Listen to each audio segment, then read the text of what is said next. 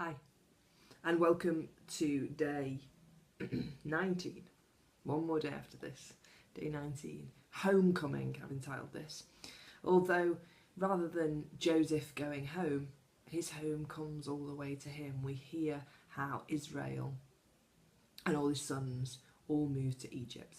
Now, we're going to eventually think that ends up that they're in Egypt and Moses and all that they need to be rescued from Egypt. I mean, that's kind of a whole other book.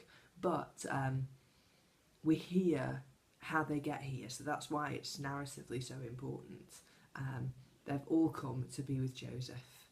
He has saved the family. So let's hear Genesis 46 and 47. And I'm reading from the New Revised Standard Version again, so the NRSV.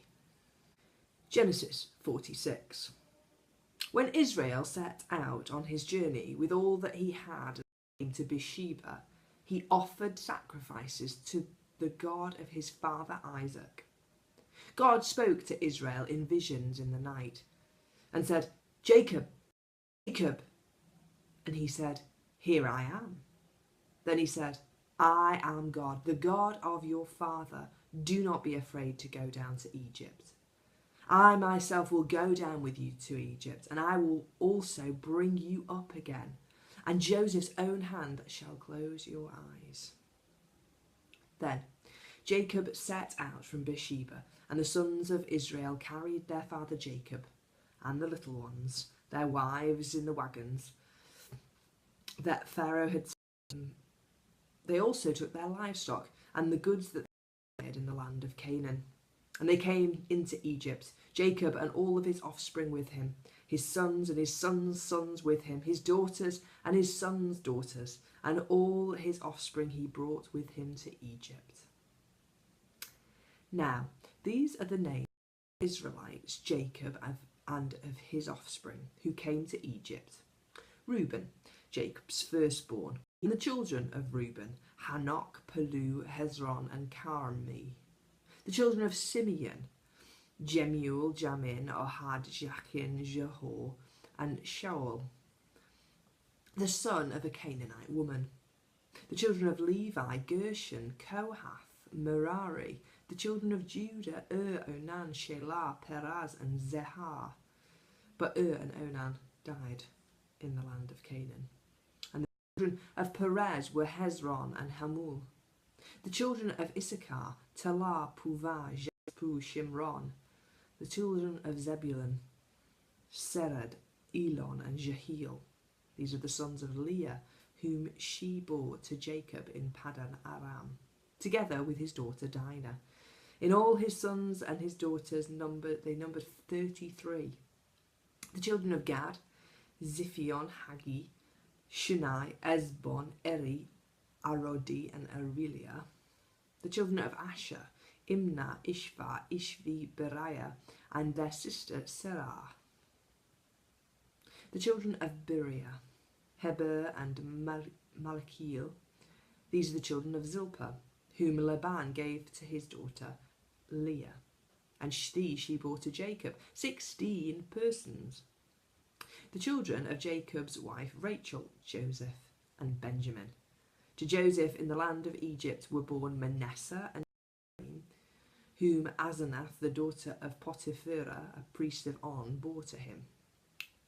The children of Benjamin, Bela, Besher, Ashbel, Gerah, Naaman, Ihai, Rosh, Mupim, Hupim, and Ard. These are the children of Rachel, who were born to Jacob, 14 persons in all. The children of Dan, Hashem. The children of Naphtali, Gezel, Guni, Jezer, and Shilem. These are the children of Bilnah, whom Laban gave to his daughter Rachel, and these she bore to Jacob, 7 persons in all. All the persons belonging to Jacob who came into Egypt, who were his own offspring, not including the wives of his sons, were 66 persons in all. The children of Joseph, who were born to him in Egypt, were 2. The persons of the house of Jacob who came to Egypt were 70. Israel sent Judah ahead to Joseph to lead the way before him into Goshen. When they came into the land of Goshen, Joseph made ready his chariot and went up to meet his father Israel in Goshen. He presented himself to him, fell on his neck, and wept on his neck a good while. Israel said to Joseph, I can die now, having seen for myself that you are still alive. Joseph said to his brothers and to his father's household, I will go up and tell Pharaoh, and I will say to him, my brothers and my father's household have arrived. They were in the land of Canaan, but they have come to me. The men are shepherds, for they have been keepers of livestock, and they have brought flocks and herds, and all that they have. When Pharaoh calls you and says, what is your occupation? You shall say, your servants have been keepers of livestock from our youth even until now, both we and our ancestors, in order that you may settle in the land of Goshen, because all shepherds are abhorrent to the Egyptians. Genesis 47. So Joseph went and told Pharaoh, my fathers and brothers with their flocks and herds and all that they possess have come from the land of Canaan. They are now in the land of Goshen. From among his brothers he took 5 men and presented them to Pharaoh. Pharaoh said to his brothers, what is your occupation? And they said to Pharaoh, your servants are shepherds, as our ancestors were. They said to Pharaoh, we have come to this land to reside as aliens in the land, for there is no pasture for your servants' flock, because the famine is severe in the land of Canaan. Now we ask you, let your servants settle in the land of Goshen. Then Pharaoh said to Joseph, your fathers and brothers have come to you. The land of Egypt is before you. Settle your father and your brothers in the best part of the land. Let them live there in the land of Goshen. And if you know that they are capable men among them, put them in charge of my livestock. Then Joseph brought his father Jacob and presented him before Pharaoh. And Jacob blessed Pharaoh. Pharaoh said to Jacob, how many are the years of your life? Jacob said to Pharaoh, the years of my earthly sojourn are 130. Few and hard have been the years of my life. They do not compare with the years of life my ancestors during their long sojourn. Then Jacob blessed Pharaoh and went out from the presence of Pharaoh. Joseph settled his father and his brothers and granted them a holding in the land of Egypt, in the very best part of the land, in the land of Ramesses, as Pharaoh had instructed.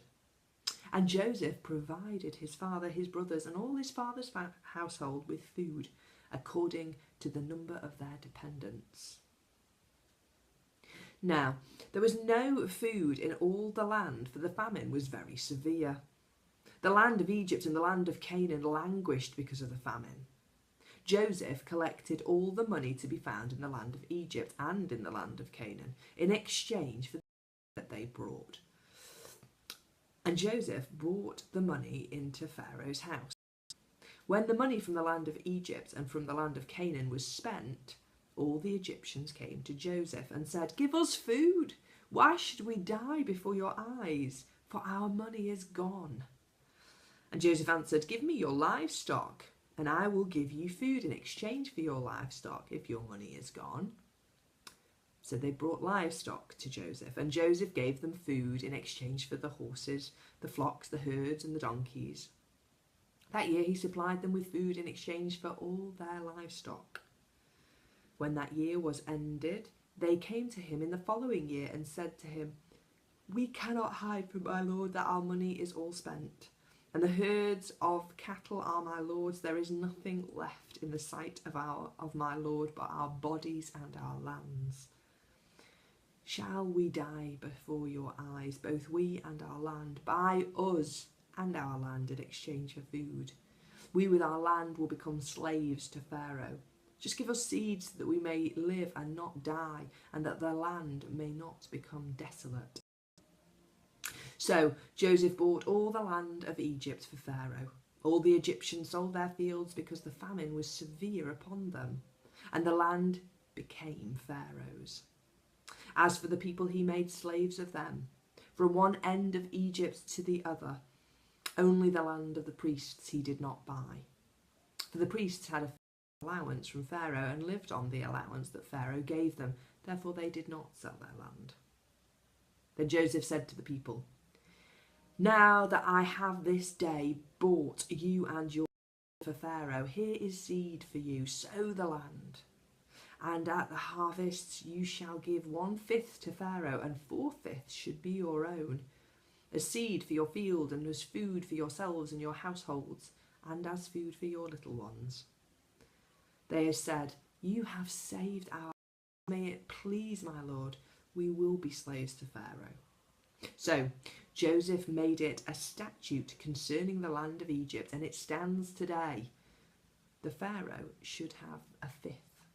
The land of the priests alone did not become Pharaoh's. Thus Israel settled in the land of Egypt, in the region of Goshen, and they gained possessions in it, and they were fruitful and multiplied exceedingly. Jacob lived in the land of Egypt 17 years. So the days of Jacob, the years of his life, were 147. When the time of Israel's death drew, he called his sons.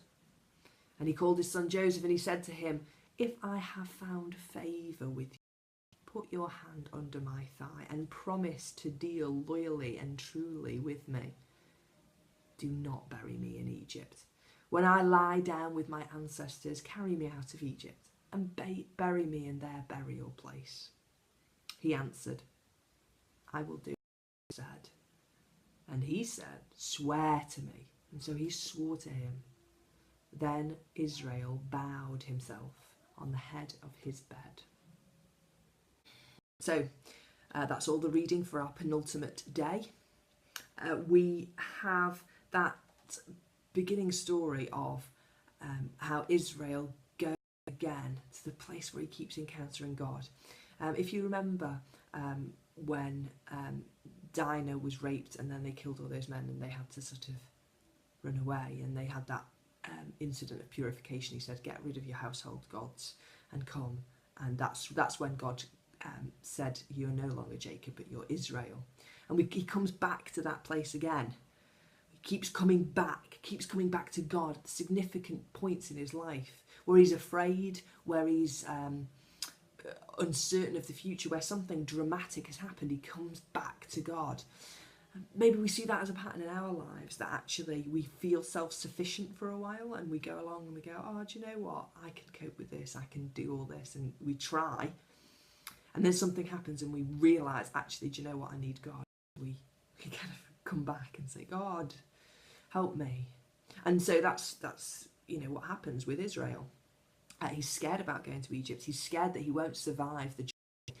And he goes before God, and God says, "Do you know what? Well, I will make sure you survive the journey. I am going to bless you." And so they all go, and we hear about how they're blessed, how they are given a place in Egypt. And then we also hear about the sort of gaining of power from the Pharaoh. Maybe a precursor to the Pharaoh that we're eventually going to see, because at the moment the Pharaoh is really nice. He's a cool guy. He's giving them space. He likes Joseph. But when we get into the book of Exodus, that's not what Pharaoh is he? The king at that point, obviously a different Pharaoh, but he is power hungry, and he loves his slaves, and he doesn't want to get rid of any, subjugates the Jews. So is that an overshadowing potentially, or just really an explanation of how the slaves came to be so prevalent in the land of Egypt, and that the Pharaoh themselves owned everything, that it wasn't little pots of land. Actually, this Pharaoh had amassed a huge amount of land, and everybody in it was a subject to him, rather than having the little home places and plots. What else can we say? The promise right at the end, where Israel does not want to be buried in Egypt. He still has that ties with the land of his fathers. The importance of family, the importance of remembering where he has come from. And again, we see that throughout the Old Testament. This importance of remembering from who you came, from where you came, from who you are, is tied up in all those things. So, we see that, and we see Joseph being a dutiful son. So that's about everything. There should be a few more ideas. If you've got any questions, please feel free to ask me, and I will try my best to answer them or point you in a way that maybe you can get some answers. But tomorrow, the last 2 chapters of Genesis, and we will have made it through. Fantastic.